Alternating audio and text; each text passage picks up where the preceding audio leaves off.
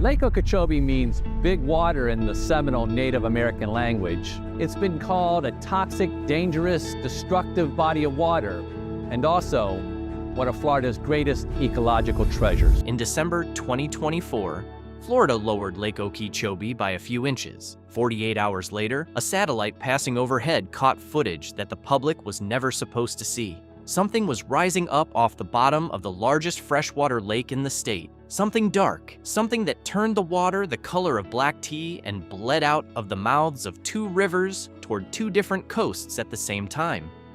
The footage was disturbing enough that the operation was stopped cold. And what was actually inside that water, sitting buried at the bottom of that lake for the past 70 years, is worse than anything you have been told. The big water. To understand what that footage actually showed, you have to understand what Lake Okeechobee is. The largest freshwater lake in the state of Florida, 730 square miles.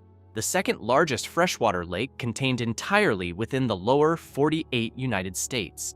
Stand on the southern shore and you cannot see the northern horizon. There is only sky and water and the slow-moving haze of Florida heat sitting on the surface like a lid. The Calusa called it Miami. The Spanish called it Laguna del Espiritu Santo. The Seminole called it Okeechobee, which means big water. And the name stuck.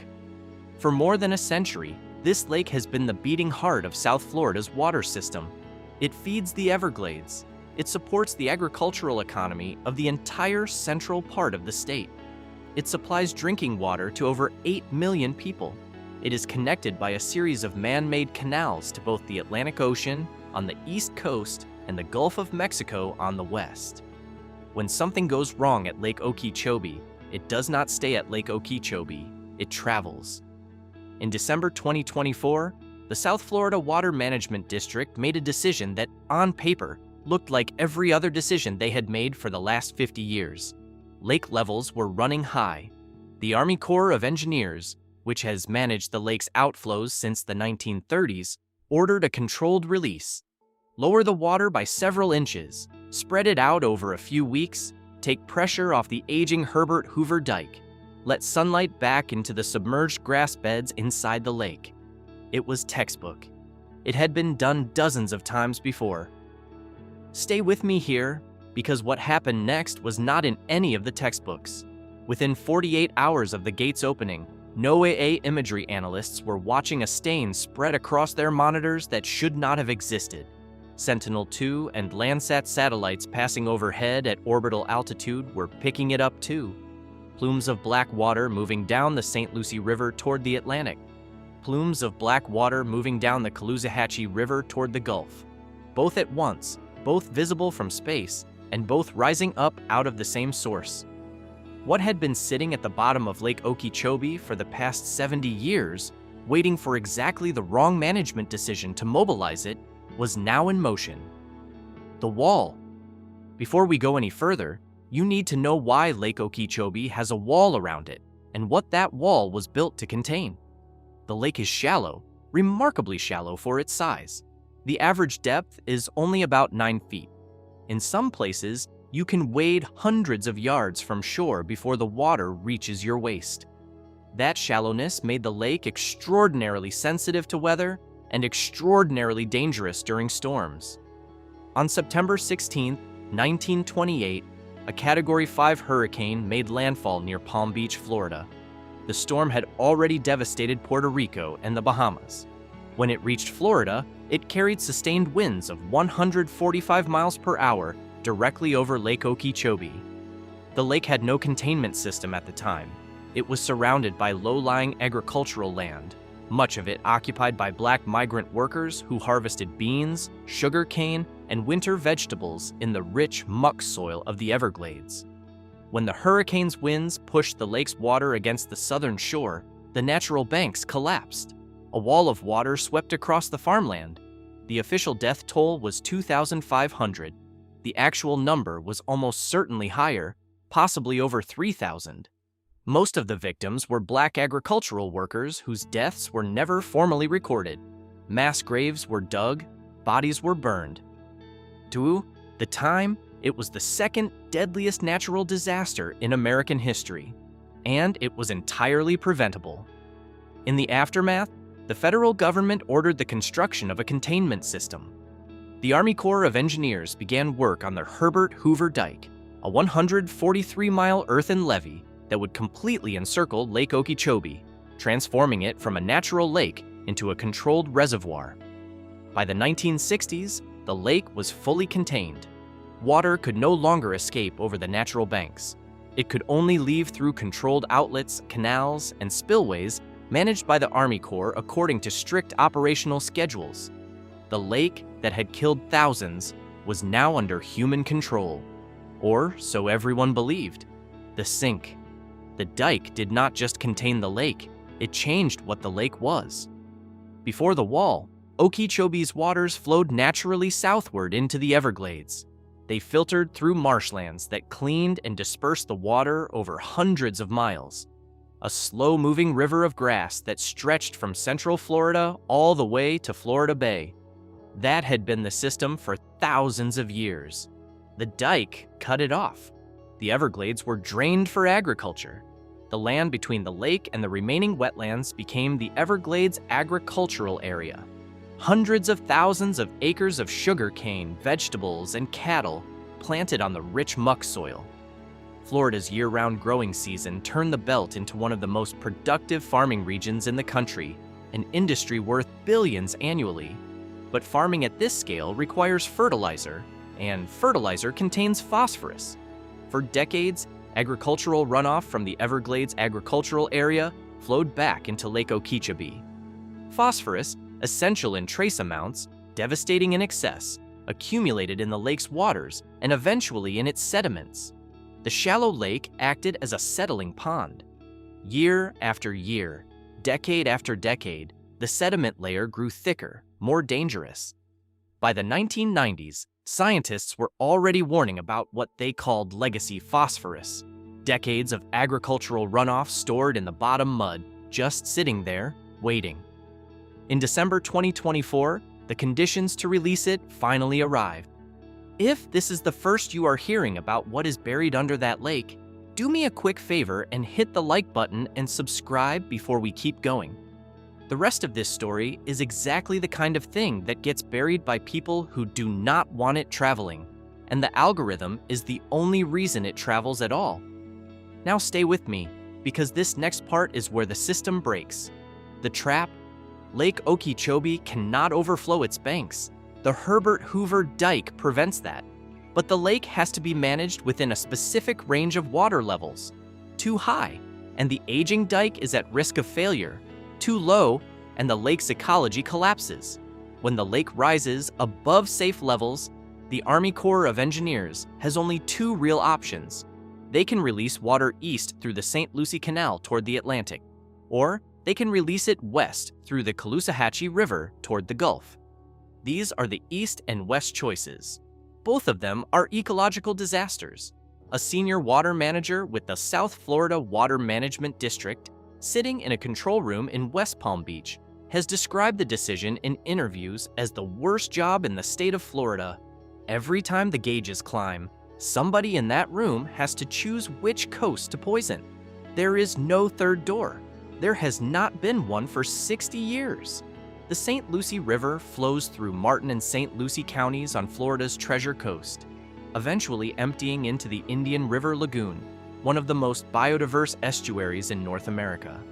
The lagoon supports over 4,000 species of plants and animals, manatees, dolphins, sea turtles. It is not designed to receive massive pulses of fresh water from a polluted lake. When Okeechobee water is released eastward, it floods the estuary with fresh water and throws off the salinity balance that marine and brackish species depend on. Worse, it brings nutrients with it, the phosphorus and nitrogen that fuel explosive algae growth. The result is algae blooms, including toxic cyanobacteria that produce compounds dangerous to humans and animals. Green slime coats the surface. Fish kills number in the millions. Manatees starve as the seagrass beds they depend on are smothered and die. The 2016 algae bloom on the Treasure Coast was one of the worst environmental disasters in Florida history. Governor Rick Scott declared a state of emergency. Beaches were closed, tourism cratered, property values along the St. Lucie River collapsed. The Caloosahatchee River on the west coast faces the exact same dynamics.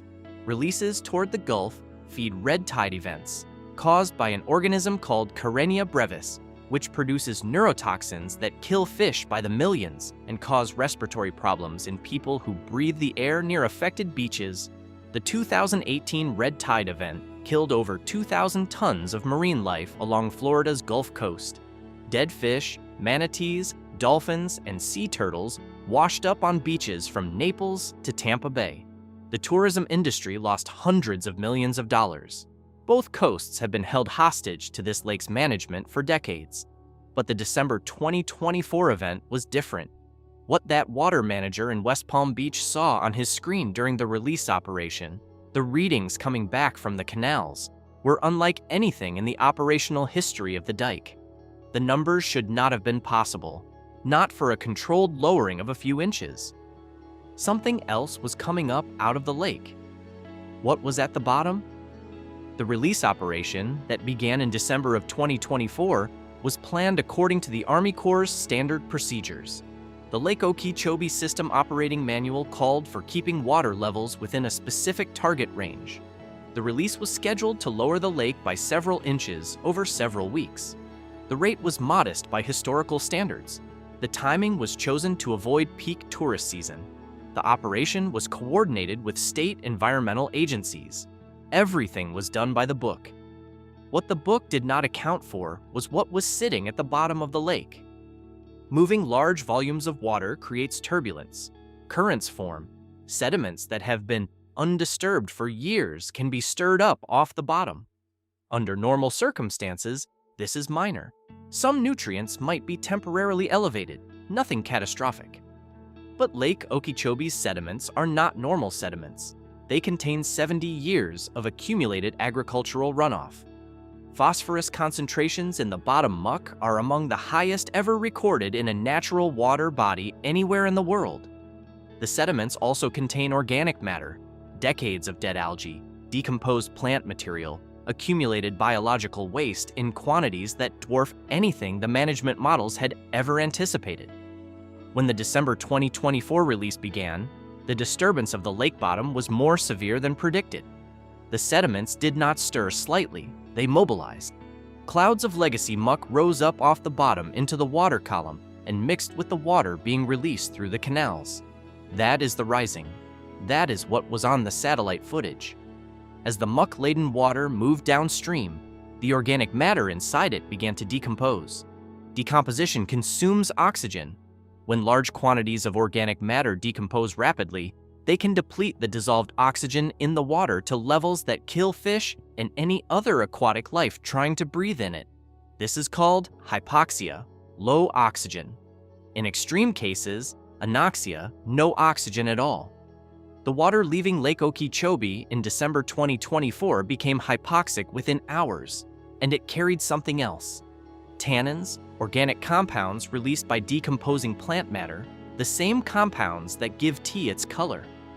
When massive quantities of decomposing organic material release their tannins into water, the water turns dark, then darker, then black.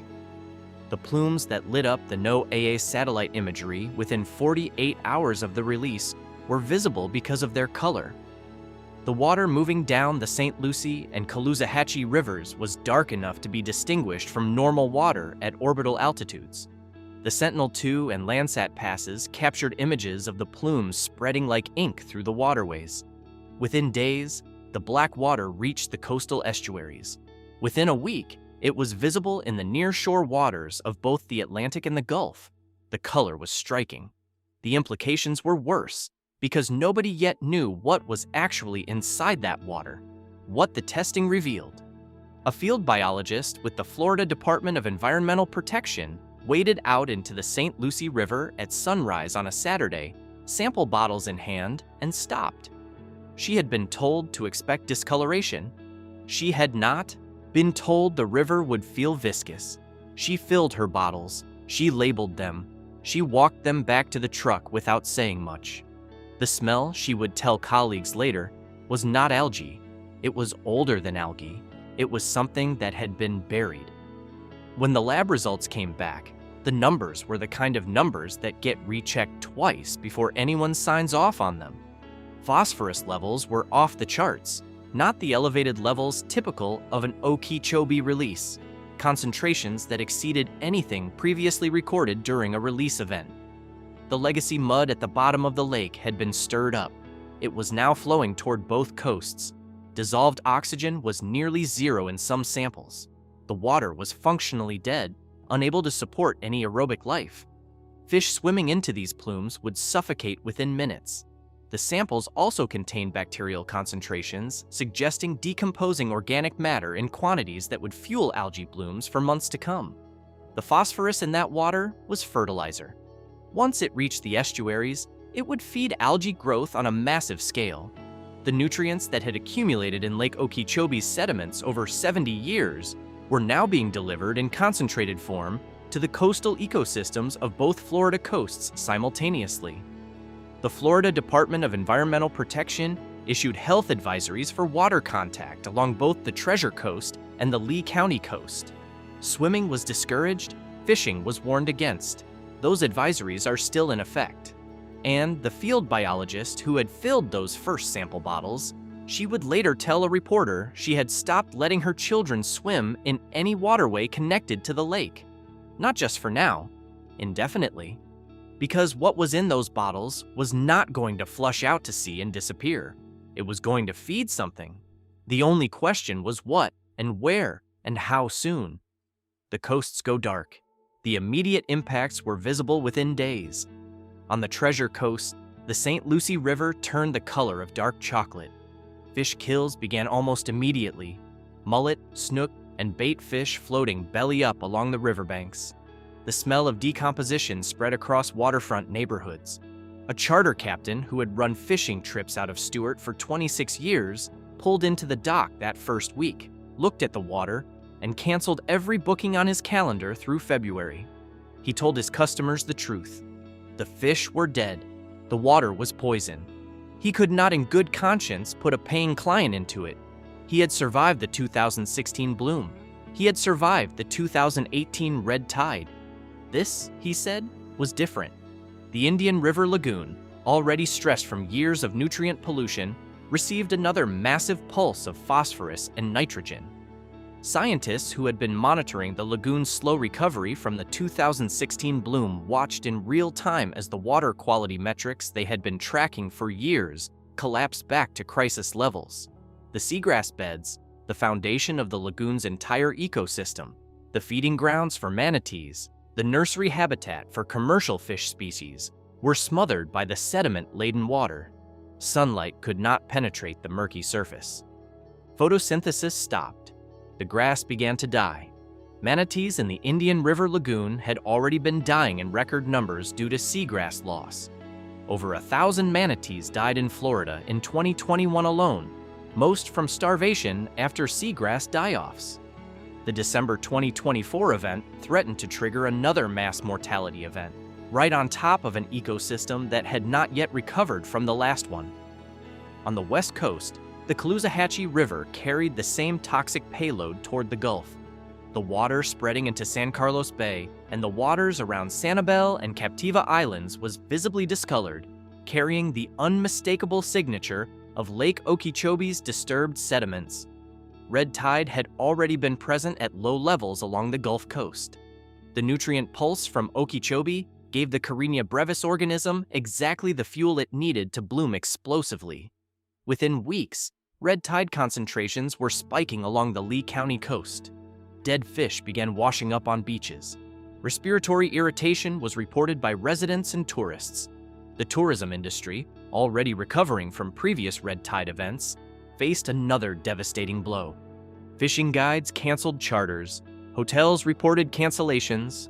Real estate agents watched property values wobble in waterfront communities. The exact economic toll is still being calculated, but previous events provide context. The 2018 red tide event caused an estimated $184 million in losses in Lee County alone. The 2016 algae bloom on the Treasure Coast caused similar damage.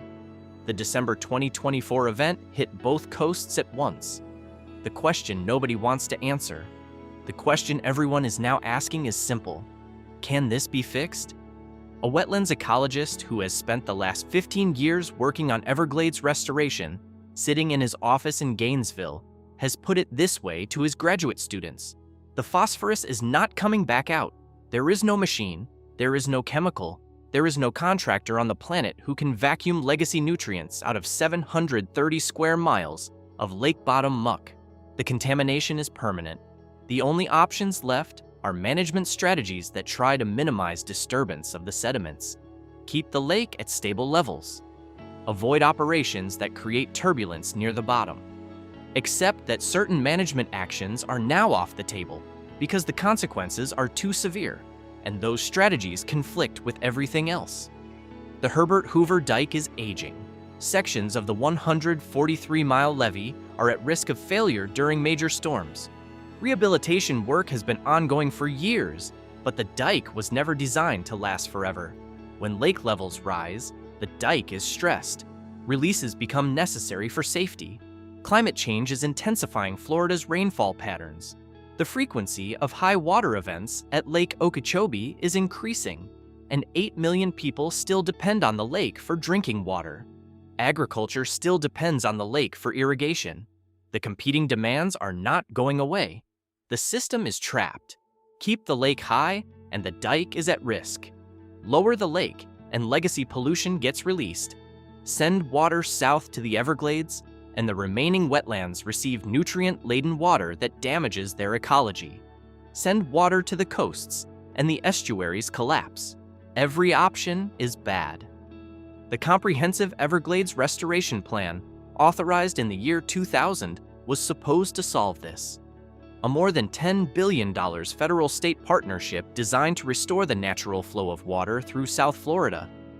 Reservoirs, treatment marshes, modified water management practices intended to reduce harmful discharges from Lake Okeechobee while restoring the Everglades ecosystem. But the plan is decades behind schedule. Political opposition, funding shortfalls, and bureaucratic delays have slowed implementation to a crawl. Key components remain unbuilt. The reservoirs that were supposed to store excess Okeechobee water and treat it before release are still in planning or early construction phases. The December 2024 event happened in the gap between the old system and the new one. The legacy infrastructure could not handle the situation. The restoration infrastructure does not exist yet. A preview of what is coming. What happened in December 2024 is going to happen again. The legacy phosphorus is still in the lake. The sediments are still there. The next time water managers need to lower the lake, the next hurricane season, the next wet winter, the next infrastructure emergency, the same dynamics will play out. Turbulence will disturb the sediments. Legacy pollution will mobilize. Black water will rise up off the bottom and flow toward the coasts. The only variable is how severe each event will be. And Lake Okeechobee is not unique. Across the United States, lakes and reservoirs that have served as agricultural sinks for decades face exactly the same problem. The Great Lakes contain legacy pollution from a century of industrial and agricultural activity. Chesapeake Bay has been struggling with nutrient runoff that has created dead zones for decades.